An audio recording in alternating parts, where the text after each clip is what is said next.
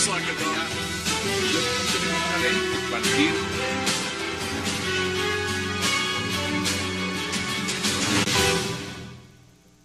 Qué placer darle la bienvenida en 360 al señor ministro de Agricultura, Juan Camilo Restrepo. Ministro, gracias por aceptar esta invitación. Buenas noches, Hassan, muy complacido de estar aquí. La última vez que nos sentamos fue hace unos meses, ya rato. Qué bueno volver a hacerlo. Mire, ¿cómo es el tema de la renuncia? Si es cierto que pidieron la renuncia, que usted puso la renuncia, que no se la aceptaron. Yo lo que sí sé es que el propio presidente dice, él no se va y ahí le tengo muchas cositas para que haga. ¿Cuáles son esas cositas? Y cuénteme esa historia. Pues mire, los ministros tenemos ciclos y tenemos tareas que cumplir y que se van cumpliendo. Yo considero que la inmensa mayoría de las tareas que me encomendó el presidente Santos, que son de mucha trascendencia, políticas agrarias, de restitución de tierras, de manejo de la economía agrícola del país, ya en su gran mayoría están cumpliéndose.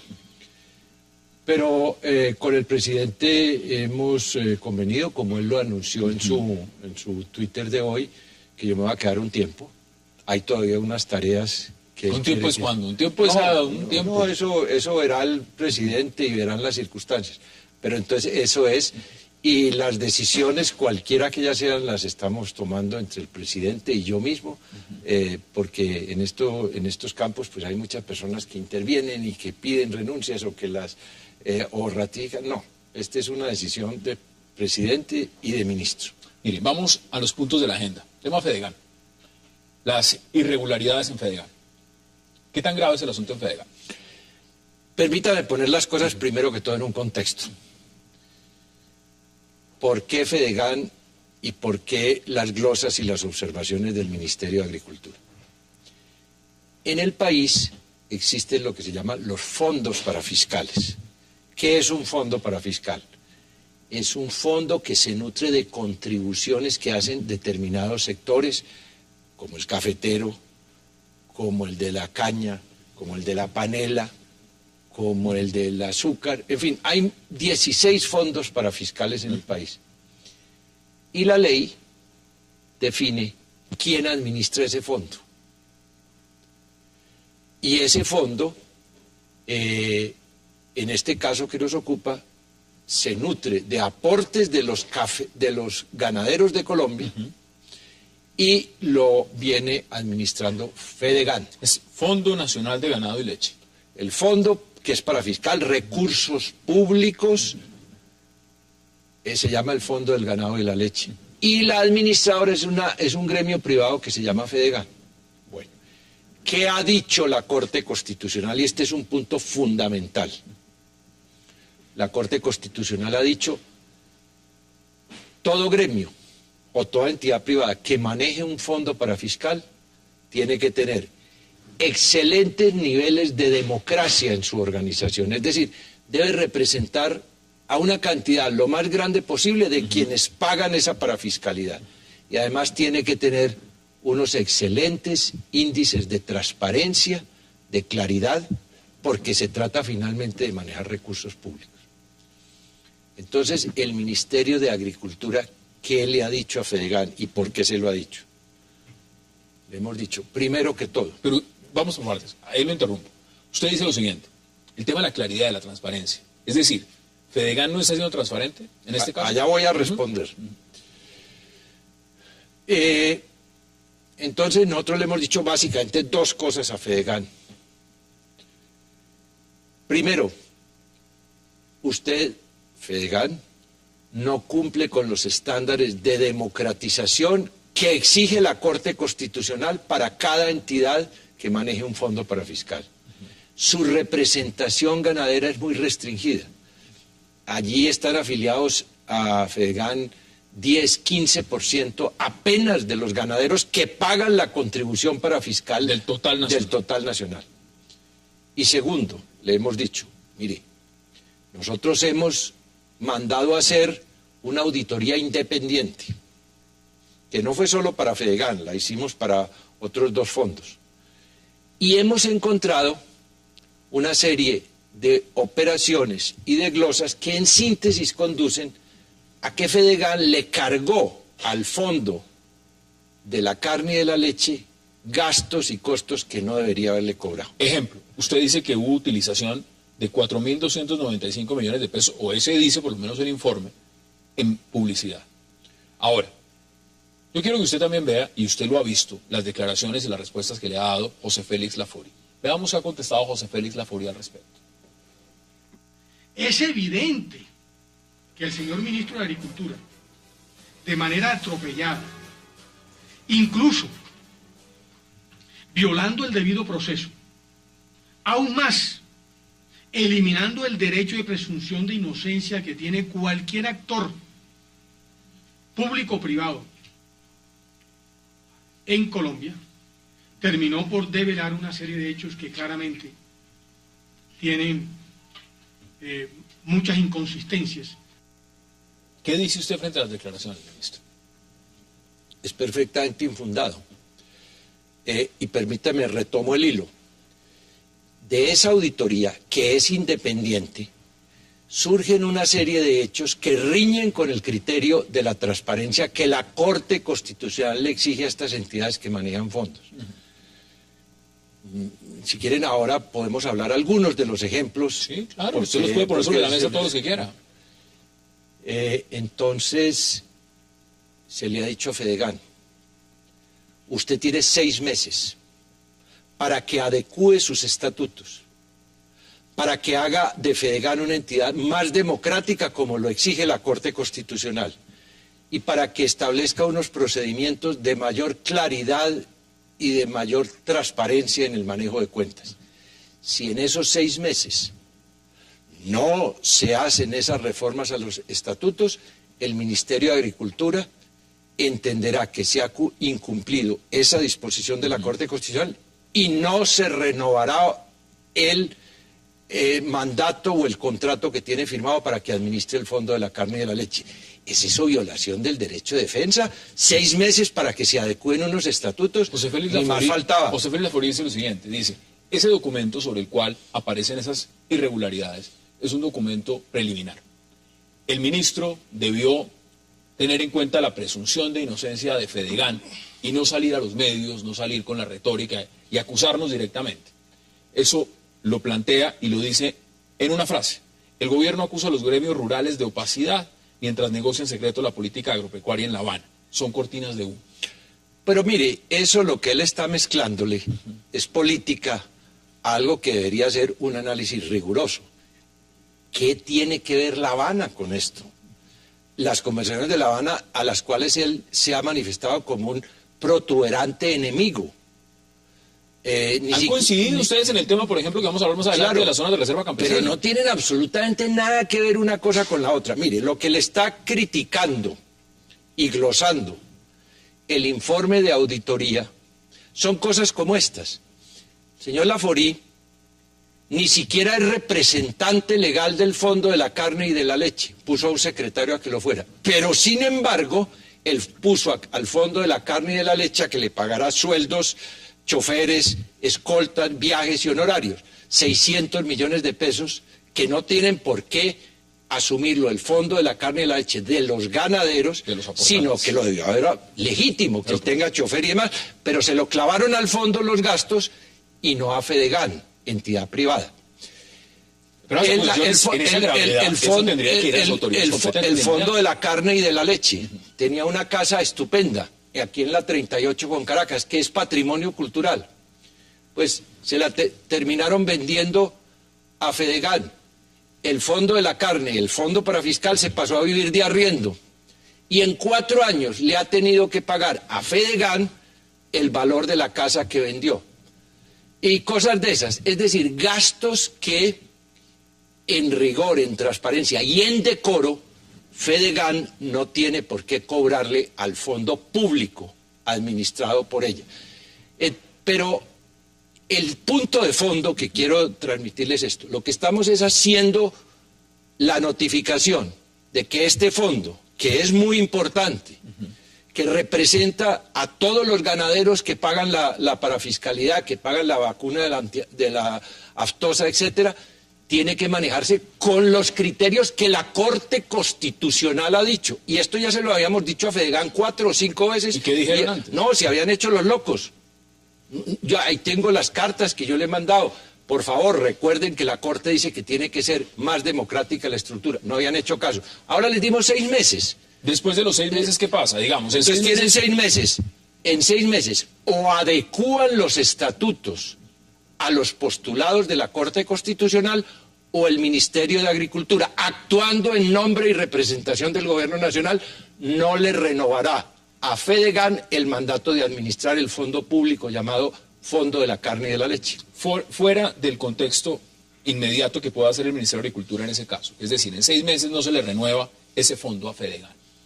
El tema disciplinario me imagino que existe, porque las acusaciones aquí las tengo. Cuando se detecta utilización, por ejemplo, de 4.295 millones de pesos en publicidad, que las está pagando el fondo en las acusaciones que hacen ustedes, no Fedegan, ¿eso tiene un tema disciplinario también, fuera de que no se le renueve, digamos, el fondo? Mire, en esto de la publicidad y otros gastos, lo que se ha notado es lo siguiente. Claro, una entidad puede hacer publicidad y puede hacer publicidad ganadera, pero con recursos del Fondo de la Carne y de la Leche, fondos públicos, se hacían publicidades donde el realce noticioso, donde el aviso y el mensaje eran en favor y en promoción de Fedegan, no de la entidad pública. Otro ejemplo, los congresos ganaderos, que son congresos de la gremialidad, es decir, de Fedegan, se los clavaban al Fondo de la Carne y de la Leche. Son ese tipo de manejos habilidosos. Yo no creo que allí se hayan robado ningún centavo. Es como manejar ni que haya habido indelicadezas personales. No lo creo y lo digo aquí.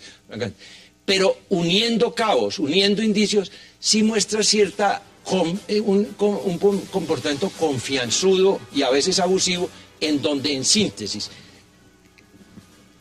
cargos y costos con los cuales debía correr Fedegan, se los clavaban al fondo de la carne. Ese es el fondo. Pero además de eso, el punto principalísimo, repito, el fondo principalísimo de nuestras glosas, es que la estructura de los estatutos de Fedegan llevan a una estructura muy cerrada de pertenencia. Usted lo está diciendo. Y no yo, la Corte Constitucional ha dicho, quien maneje un fondo público tiene que tener una estructura democrática. Tengo que ir a la pausa, pero antes de ir a la pausa, contésteme lo siguiente. ¿Esto hasta dónde va a llegar y quién más va a mediar en este asunto? Uno ya vio las declaraciones de José Félix Laforí. Aquí va a intervenir el presidente, usted va a hablar con José Félix Laforí, se van a reunir en el ministerio. ¿Esto llega a otro evento o se queda así como está en los medios? No, primero que todo, se queda en lo que ya es una orden. Reforme los estatutos, adecúese a los criterios de la Corte, tiene 6 meses para hacerlo. De lo contrario, el Estado cumplirá los postulados de la Corte Constitucional y no le renovará la administración del fondo.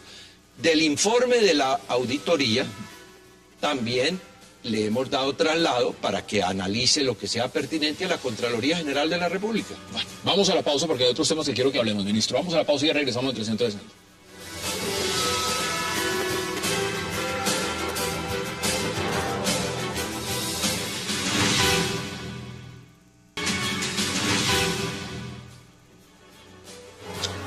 Regresamos a 360 grados y estamos aquí entrevistando, por supuesto, hablando de varios temas con el señor ministro de Agricultura de Colombia, Juan Camilo Restrepo. Ministro, mire, vamos a tratar de mirar varios temas en este segundo bloque. Las FARC ha dicho que usted es enemigo del proceso por el tema de lo que usted ha llamado republiquetas, las zonas de reserva campesina. ¿Cómo ve ese tema? Ese tema en lo que significa lo que se discute en La Habana y lo que todos consideran que es el punto más álgido y más importante, que es el tema agrario. Usted como ministro de Agricultura. Bueno, primero que todo, me permita decir eso, quien discierne el título de quién es amigo y quién es enemigo de la paz no son las FARC. Segundo, yo he disentido de las FARC en la visión que ellos han presentado del tipo de reservas campesinas que querrían para el país. No las actuales. Pero no los actuales, ni la institución de las zonas de reserva campesina, que he dicho, y lo he dicho por escrito y públicamente, que es un mecanismo ideal o en todo caso conveniente de desarrollo rural, entre otros. Yo no he estado de acuerdo en lo que ha pedido en público las FARC, que el país se divide en 54 zonas de reserva campesina, que ellas ocupen 9 millones de hectáreas, que es el doble del área que tiene Colombia en agricultura. Así es, aquí más grave, que cada una de esas zonas esté rodeada de soberanía, de independencia, de autonomismos económicos, políticos, jurídicos. Eso es lo que llamo republiquetas. Esas no son las zonas de reserva campesina que hay, ni son seguramente las que van a quedar registradas en las conversaciones. Es que a veces da la impresión que es equivocada, que lo que dicen en sus profusas declaraciones públicas las FARC es lo que se está negociando. Se negocia por la mañana en discreción, pero ellas hablan al mediodía y sacan sus comunicados. Sus comunicados y sus ruedas de prensa con una gran profusión. No, ni somos enemigos de la paz, más lo seríamos como miembros de un gobierno que lo que está buscando es ante todo la paz. Y como Ministerio de Agricultura, con la discreción debida, en los ministerios hemos estado colaborando muy cercanamente con el equipo negociador del gobierno en toda la filigrana jurídica y conceptual del primer punto de la agenda, que es este, claro, del tema de tierras y de la paz. Mire, usted ha dicho, y usted me corregirá en las cifras si estoy equivocado, que el crecimiento en el tema agrario es del 2.6%. Es decir, que usted está contento con las cifras, pero al mismo tiempo se ve todo lo que significa los paros, lo que ha pasado en el paro cafetero, el tema arrocero, del cacao, lo demás, algodón. Entonces uno se pregunta, ¿cómo puede estar uno satisfecho con unas cifras cuando se ve todo este descontento en el tema agrario? No, yo no estoy satisfecho con las cifras. Ojalá fueran más. Lo que he dicho es lo siguiente. Según el DANE, el crecimiento de la agricultura en el 2011 y en el 2012, que es la primera mitad de la administración Santos, a pesar de las inmensas dificultades, ola invernal, revaluación, el crecimiento de la agricultura ha sido superiorísimo al que se dio en la última mitad de la administración Uribe, en donde la agricultura no solo no creció, sino que decreció. En los 2 primeros años de la administración Santos, la agricultura ha crecido 2.4 en el 2011, 2.6 en el 12. Yo no estoy satisfecho, ojalá fuera más. Ministro, no vamos a velocidad de crucero como la minería o los, claro, pero esa locomotora que la encontramos parqueada se está volviendo a mover con grandes dificultades. Ahora, al interior de... Venga, porque creo que tengo un problema en este momento con su micrófono y quiero corregir un tema de sonido porque creo que está haciendo un poco de ruido. Vamos a hacer una pausa para arreglar este problema técnico y ya regresamos.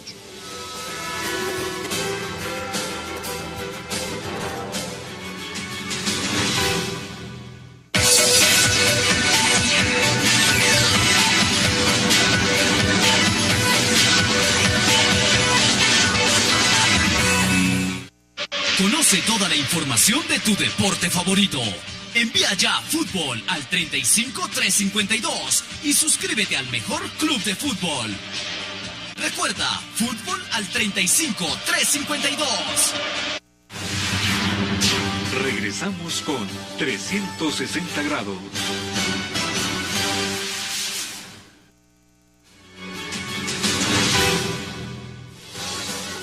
Mire, estamos hablando de lo que usted nos explicaba desde el punto de vista suyo y es el crecimiento. Usted dice que creció más en este periodo que durante la administración Uribe. Pero aquí hay un tema también. Hay un tema de lo que fue el paro cafetero. Las críticas frente a cómo se manejó el paro cafetero inmediatamente le llegan al gobierno y por supuesto directamente a su ministerio y a su persona. Dicen, el ministro no supo manejar el paro. ¿Qué pasó en el paro cafetero desde el punto de vista suyo? No lo que están diciendo el senador Robledo, el Polo, cafeteros y demás. Desde el punto de vista suyo, ¿usted cree que cometió un error manejando el paro?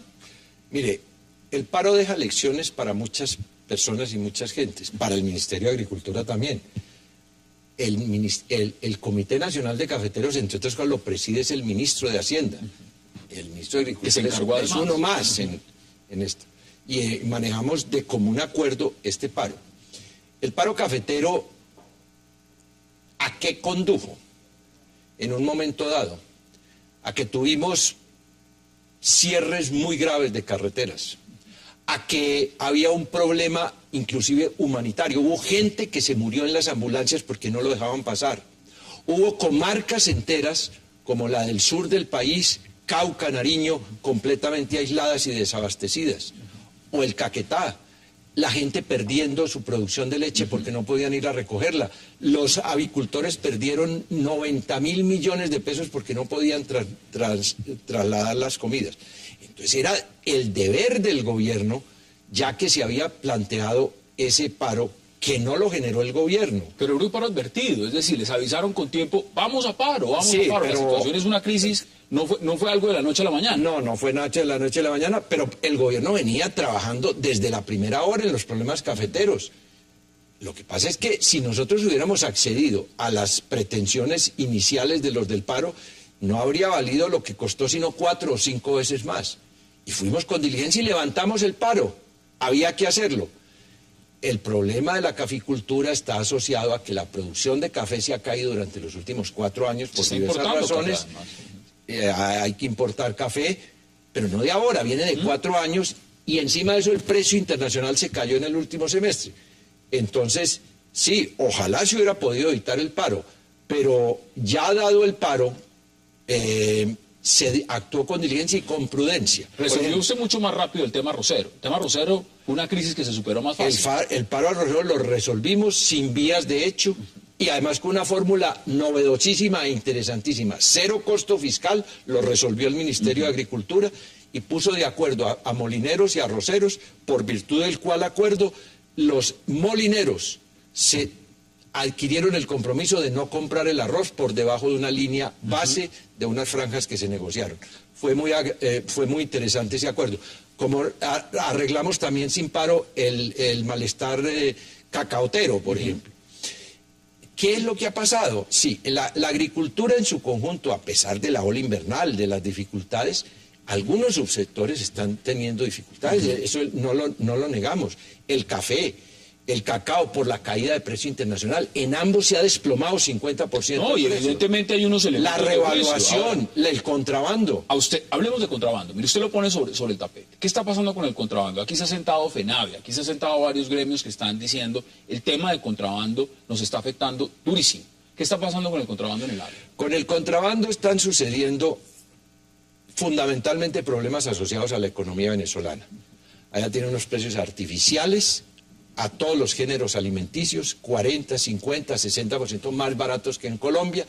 Allá están devaluando, aquí revaluando, y tenemos encima de eso una frontera porosa de 2.200 kilómetros, y además detrás de estos negocios del contrabando hay verdaderas mafias. Esto no son ya hay BACRIM, está comprobado. Hay BACRIM, y hay lavado de activos y demás. Entonces, a pesar de que se está haciendo un esfuerzo muy grande para reforzar los mecanismos represivos del Estado, un mercado de 45 millones de consumidores como es el colombiano, enseñado a pagar unos alimentos a un precio mayor del de Venezuela, pues están viniendo todos los alimentos venezolanos con unos problemas graves de competencia desleal contra Colombia. Otro tema fundamental en este bloque, se lo quiero preguntar de una vez, es lo que está pasando con restitución de tierras. Ya se sabe, usted estuvo en Córdoba con el presidente Juan Manuel Santos en el tema de casi 1.200 hectáreas que fueron recuperadas del Clan Castaño. ¿Qué está pasando con ese tema? Y ampliémoslo a la cobertura de lo que significa para todo el país. Mire, lo que se está haciendo en recuperación de tierras, en restitución de tierras, no había tenido precedentes en la historia del derecho agrario colombiano. En este momento, ya tenemos ante los jueces agrarios que se han presentado, que se han creado, 1.500 demandas en apoyo de las víctimas despojadas para que ellos digan, los jueces, la última palabra. Ya se han restituido 12.000 hectáreas y vamos a tener una cosecha de fallos importantísimo en los meses venideros. Nunca se había visto eso en Colombia. Antes una restitución de tierras tomaba 15, 20 años, hoy toma 9 meses a un año. Está siendo mucho más ágil en ese sentido. Mucho más ágil y mucho más rápido, y además la estamos aplicando por igual rasero, independientemente de que el despojador haya sido las FARC, paramilitares u otros grupos, porque la restitución de tierras es una ley vigente de la República, y las leyes vigentes se cumplen, no se negocian ni aquí, ni en Oslo, ni en La Habana. Mire, último tema. Yo sabía de las casas, y creo que la gran mayoría del pueblo colombiano sabe de las casas del ministro Vargas Lleras, pero yo no sabía que usted también tenía casas, y son casas de vivienda campesina. ¿Son 100.000 casas? ¿Son más casas? ¿Se pueden expandir a más? ¿Y qué pasa con esas casas que no tienen la visibilidad que tienen las del ministro ayer? Uno de los logros que me deja más satisfecho en el Ministerio de Agricultura es que la vivienda rural, también con gratuidad, está viento en popa. Este año, 2013, vamos a entregar más de 100.000 casas en el país en lo rural, diferentes de las urbanas. Esa es una vieja... Se va a ganar a Vargas Lleras, mejor dicho. Pues esto no es una emulación de uno con otro ni de publicidades de uno con otro. Son las políticas de dotación de vivienda rural del presidente Santos. Y quiero decirle que en lo rural las cosas van a un paso tan firme o más firme aún de lo que van en lo urbano. Entonces tenemos ministro de Agricultura para rato, por lo menos para otros meses. Bueno, recuerde lo que contesté al comienzo, los ciclos se cierran, en su momento yo tomaré esa decisión de común acuerdo con el presidente. Pues ministro, como siempre un verdadero placer, espero que nos veamos más seguido y gracias por haber aceptado esta invitación a 360. Muchas gracias. Vamos a la pausa porque al regreso vamos a hablar de un tema muy polémico que está pasando en este momento en Colombia. Se aplazó, por supuesto, lo que fue todo el debate y la votación en el Senado. Vamos a hablar del matrimonio gay, matrimonio igualitario. Ya volvemos.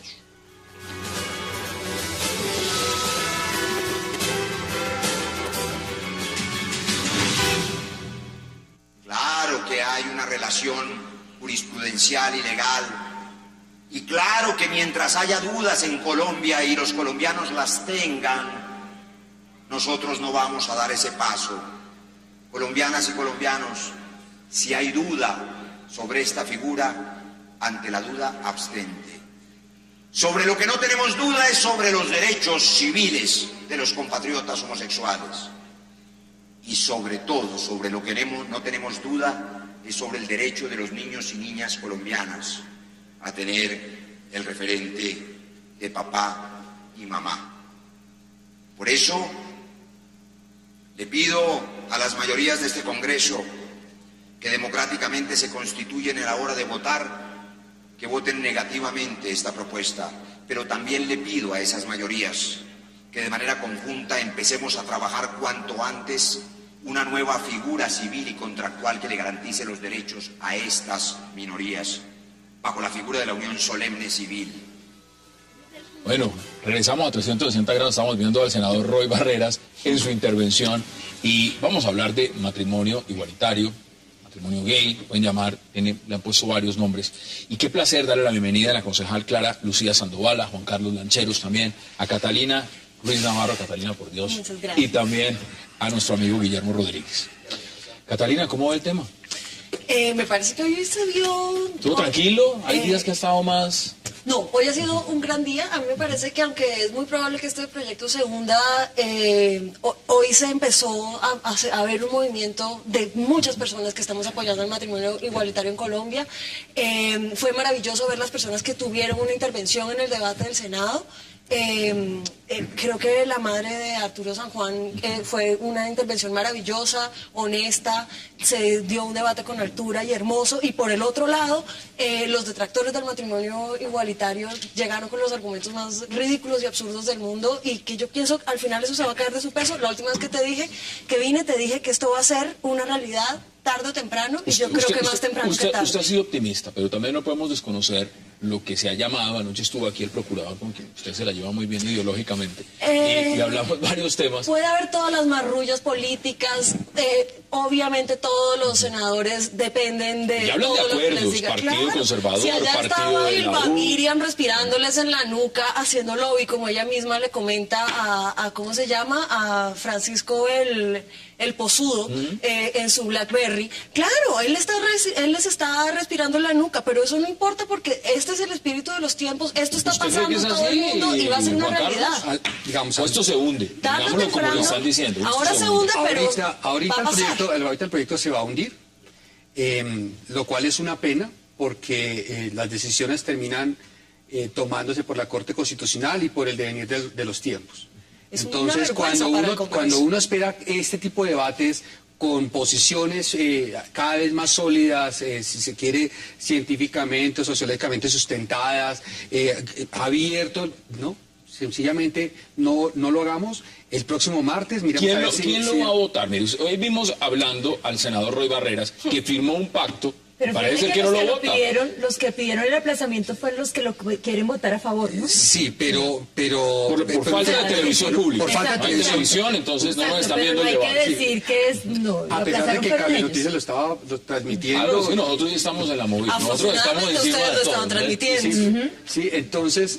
¿Usted cómo lo ve, concejal? ¿Usted Bueno. empezando cree que esto se hunde o es optimista, como lo dice Catalina y dice, esto sale adelante? Yo soy optimista de que esto se hunde. Optimista de que esto se Sí, hunde. yo soy optimista Pero de ¿se que esto hunde se hunde. porque hay acuerdos políticos o se hunde porque esto no es correcto? ¿Por qué se hunde? Se hunde porque el Congreso no puede legislar de espaldas al país. Y el país ha dicho en su mayoría que no está de acuerdo con el matrimonio homosexual. Pero es y que el Congreso lo elegimos para que represente a los ciudadanos, no lo elegimos para que voten o legislen de acuerdo a lo que ellos creen. Los congresistas están allí para representar el sentir del pueblo colombiano. Uno le podría, Pero decir, además, le podría decir lo mismo al presidente, por ejemplo, Claro. que lo eligieron con una agenda Claro. y está gobernando con otra. Por eso yo estoy en contra de lo que está haciendo el presidente y soy del partido de la U, porque yo creo que uno tiene que ser coherente con la gente que vota por uno. Pero además de eso, yo creo que se hunde y que se debe hundir, porque es que la Corte Constitucional habló muy claramente fue de un vínculo jurídico.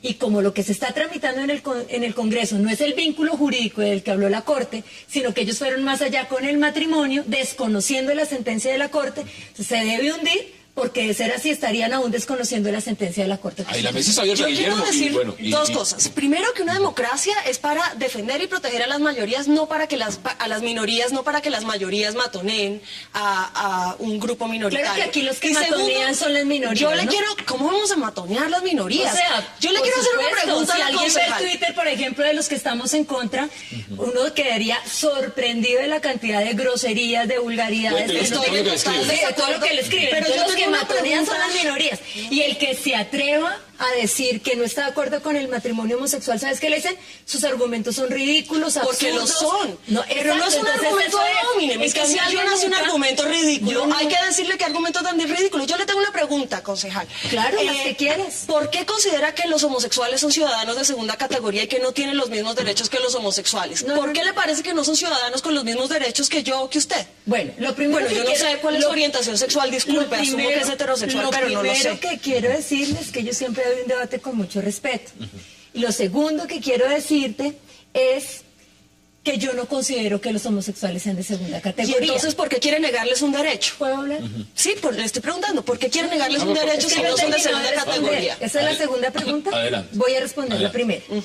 Yo no considero que los homosexuales sean ciudadanos de segunda categoría y yo estoy de acuerdo completamente con esa parte de la sentencia de la Corte.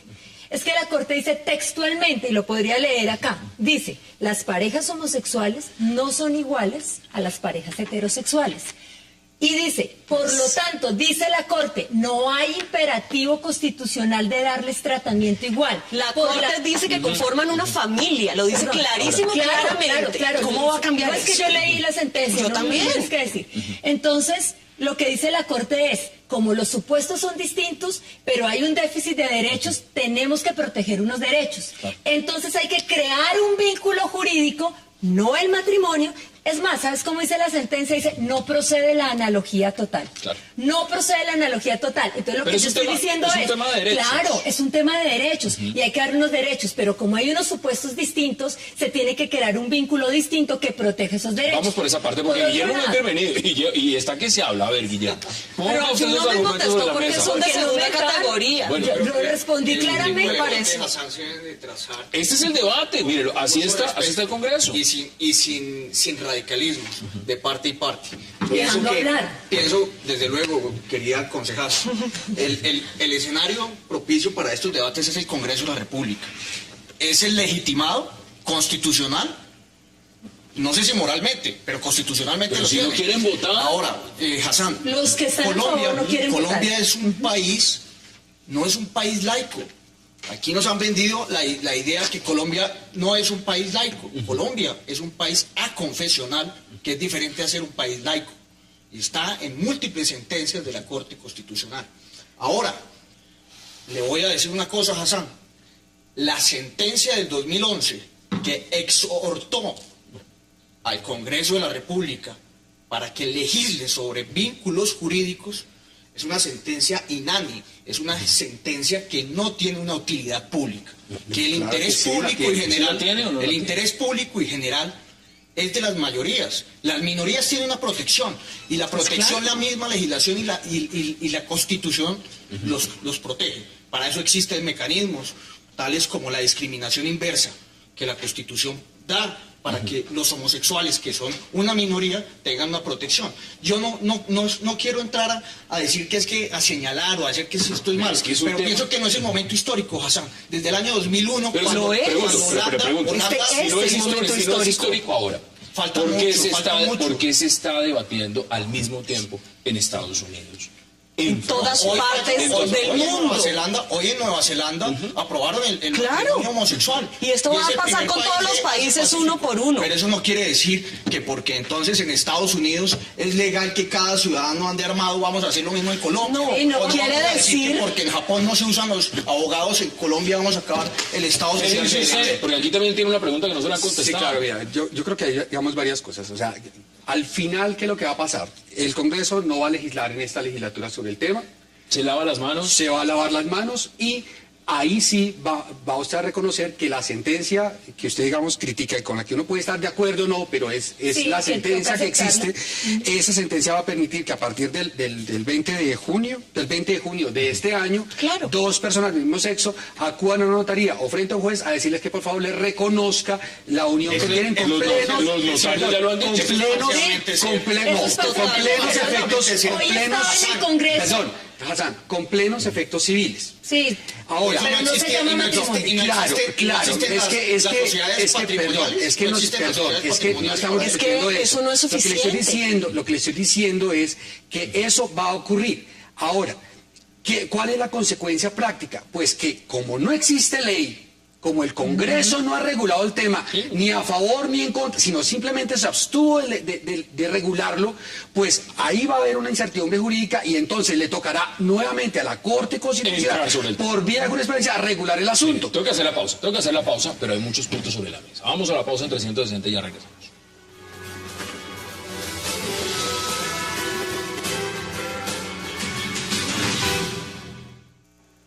Quien interpreta la Constitución y cierra su ordenamiento jurídico es la Corte Constitucional.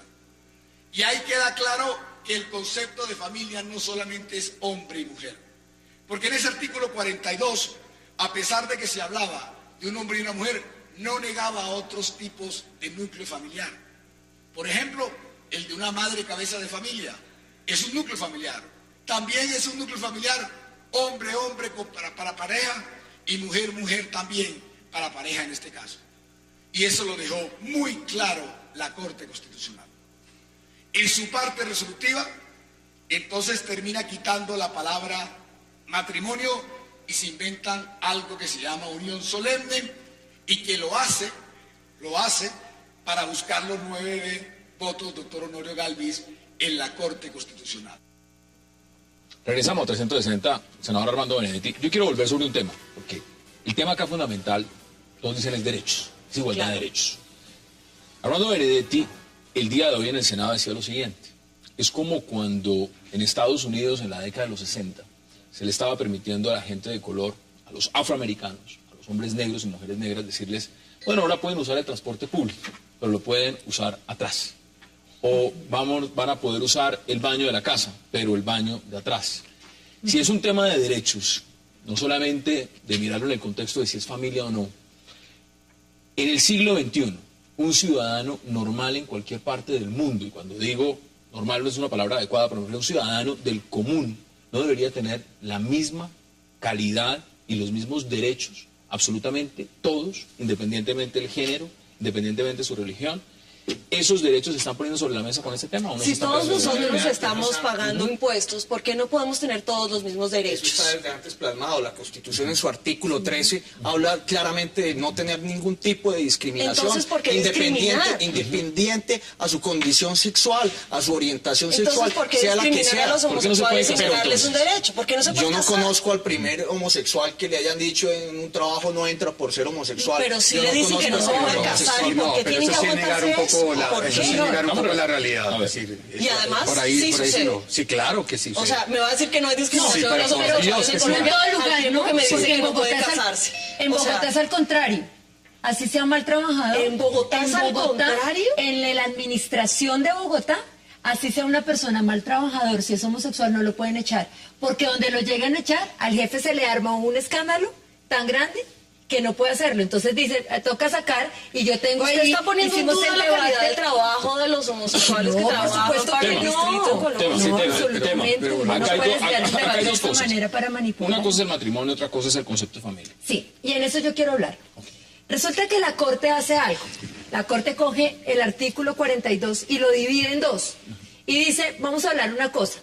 El matrimonio es entre un hombre y una mujer. Y es clara la Corte Constitucional. Dice, matrimonio, hombre y mujer. Y es la forma por excelencia de formar familia. Pero, dice la Corte, pero una cosa, no es la única forma.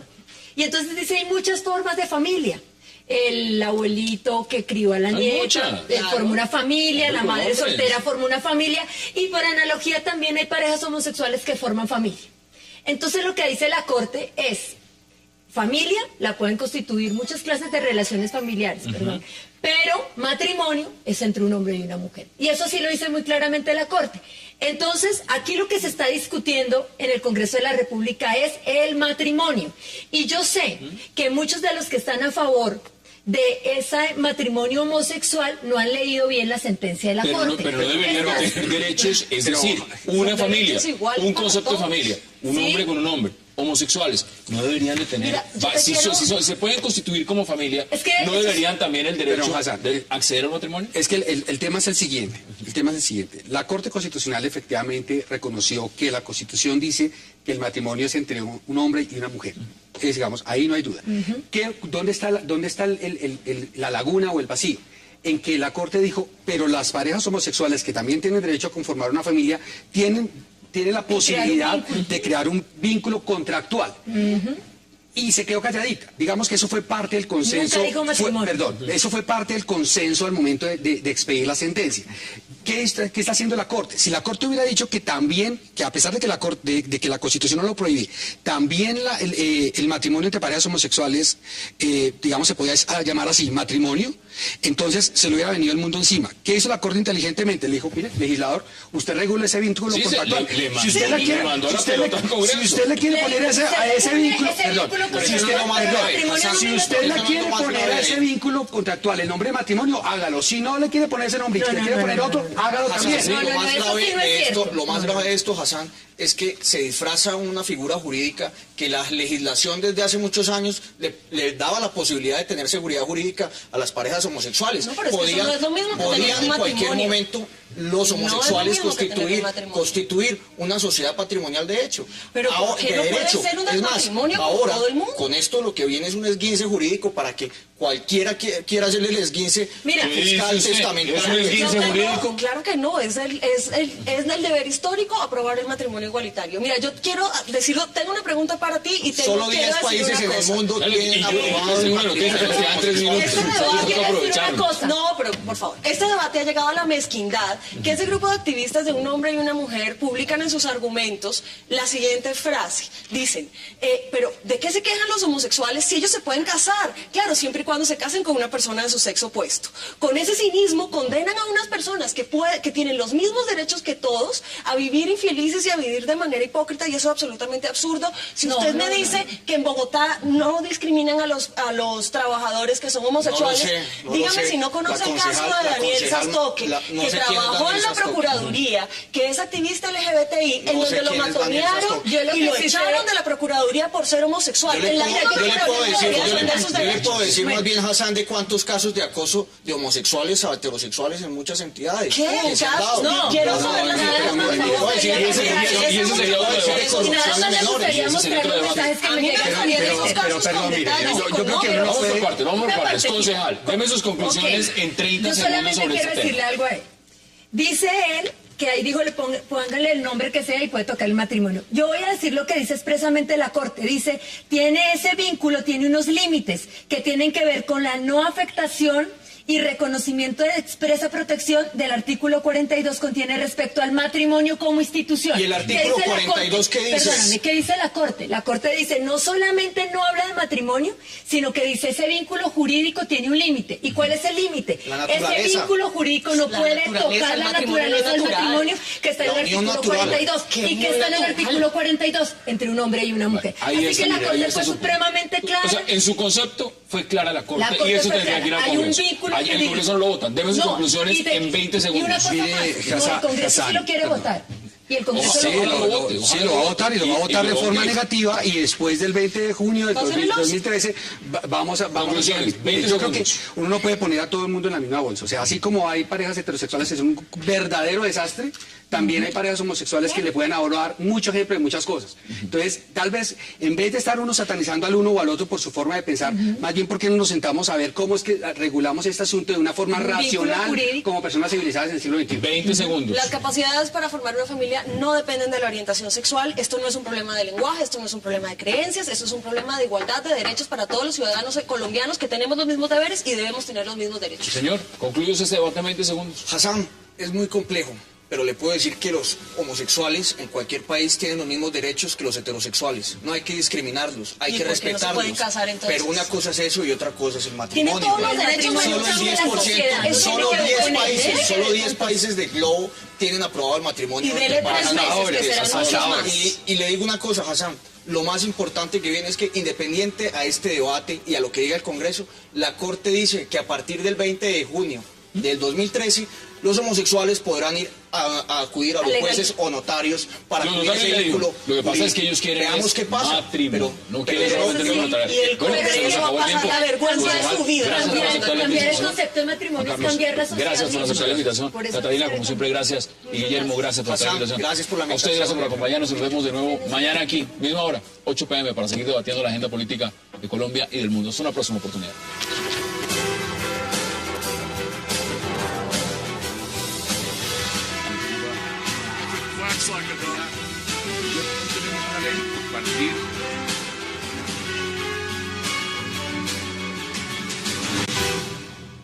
¿Un tiempo es cuándo? ¿Un tiempo es un tiempo? No, eso verá el presidente y verán las circunstancias. Pero entonces eso es, y las decisiones, cualquiera que ya sean, las estamos tomando entre el presidente y yo mismo, porque en estos campos pues hay muchas personas que intervienen y que piden renuncias o que las o ratifican. No, esta es una decisión de presidente y de ministro. Mire, vamos a los puntos de la agenda. Tema Fedegan. Las irregularidades en Fedegan. ¿Qué tan grave es el asunto en Fedegan? Permítame poner las cosas primero que todo en un contexto. ¿Por qué Fedegan y por qué las glosas y las observaciones del Ministerio de Agricultura? En el país existen lo que se llaman los fondos parafiscales. ¿Qué es un fondo parafiscal? Es un fondo que se nutre de contribuciones que hacen determinados sectores, como el cafetero, como el de la caña, como el de la panela, como el del azúcar. En fin, hay 16 fondos parafiscales en el país.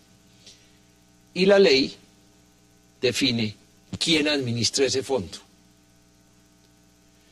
Y ese fondo, en este caso que nos ocupa, se nutre de aportes de los ganaderos de Colombia y lo viene administrando Fedegan. Es Fondo Nacional de Ganado y Leche. El fondo que es parafiscal, recursos públicos, se llama el Fondo del Ganado y la Leche. Y la administradora es un gremio privado que se llama Fedegan. Bueno, ¿qué ha dicho la Corte Constitucional? Y este es un punto fundamental. La Corte Constitucional ha dicho, todo gremio o toda entidad privada que maneje un fondo parafiscal tiene que tener excelentes niveles de democracia en su organización. Es decir, debe representar a una cantidad lo más grande posible de quienes pagan esa parafiscalidad. Y además tiene que tener unos excelentes índices de transparencia, de claridad, porque se trata finalmente de manejar recursos públicos. Entonces, el Ministerio de Agricultura, ¿qué le ha dicho a Fedegan y por qué se lo ha dicho? Le hemos dicho, primero que todo. Pero vamos por partes, ahí lo interrumpo. Usted dice lo siguiente, el tema de la claridad, de la transparencia. Es decir, ¿Fedegan no está siendo transparente en este caso? Allá voy a responder. Entonces nosotros le hemos dicho básicamente dos cosas a Fedegan.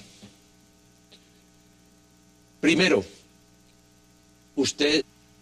Aún más, eliminando el derecho de presunción de inocencia que tiene cualquier actor, público o privado, en Colombia, terminó por develar una serie de hechos que claramente tienen muchas inconsistencias.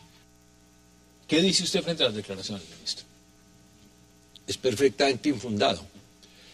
Y permítame, retomo el hilo.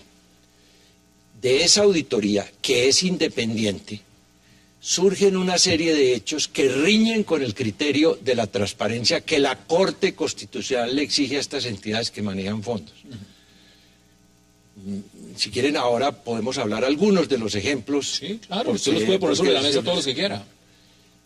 Entonces, se le ha dicho a Fedegan, usted tiene 6 meses para que adecúe sus estatutos, para que haga de Fedegan una entidad más democrática como lo exige la Corte Constitucional y para que establezca unos procedimientos de mayor claridad y de mayor transparencia en el manejo de cuentas. Si en esos 6 meses no se hacen esas reformas a los estatutos, el Ministerio de Agricultura, Fedegan, no cumple con los estándares de democratización que exige la Corte Constitucional para cada entidad que maneje un fondo parafiscal. Su representación ganadera es muy restringida. Allí están afiliados a Fedegan 10-15% apenas de los ganaderos que pagan la contribución parafiscal del total nacional. Y segundo, le hemos dicho, mire, nosotros hemos mandado a hacer una auditoría independiente, que no fue solo para Fedegan, la hicimos para otros 2 fondos. Y hemos encontrado una serie de operaciones y de glosas que en síntesis conducen a que Fedegan le cargó al fondo de la carne y de la leche gastos y costos que no debería haberle cobrado. Ejemplo, usted dice que hubo utilización de 4.295 millones de pesos, o ese dice por lo menos el informe, en publicidad. Ahora, yo quiero que usted también vea, y usted lo ha visto, las declaraciones y las respuestas que le ha dado José Félix Laforia. Veamos qué ha contestado José Félix Laforia al respecto. Es evidente que el señor ministro de Agricultura, de manera atropellada, incluso violando el debido proceso,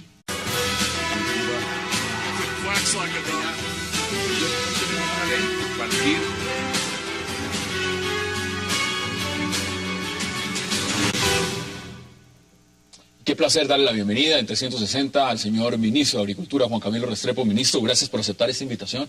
Buenas noches, Hassan, muy complacido de estar aquí. La última vez que nos sentamos fue hace unos meses, ya rato. Qué bueno volver a hacerlo. Mire, ¿cómo es el tema de la renuncia? Si es cierto que pidieron la renuncia, que usted puso la renuncia, que no se la aceptaron. Yo lo que sí sé es que el propio presidente dice, él no se va y ahí le tengo muchas cositas para que haga. ¿Cuáles son esas cositas? Y cuénteme esa historia. Pues mire, los ministros tenemos ciclos y tenemos tareas que cumplir y que se van cumpliendo. Yo considero que la inmensa mayoría de las tareas que me encomendó el presidente Santos, que son de mucha trascendencia, políticas agrarias, de restitución de tierras, de manejo de la economía agrícola del país, ya en su gran mayoría están cumpliéndose. Pero con el presidente hemos convenido, como él lo anunció en su Twitter de hoy, que yo me voy a quedar un tiempo. Hay todavía unas tareas que...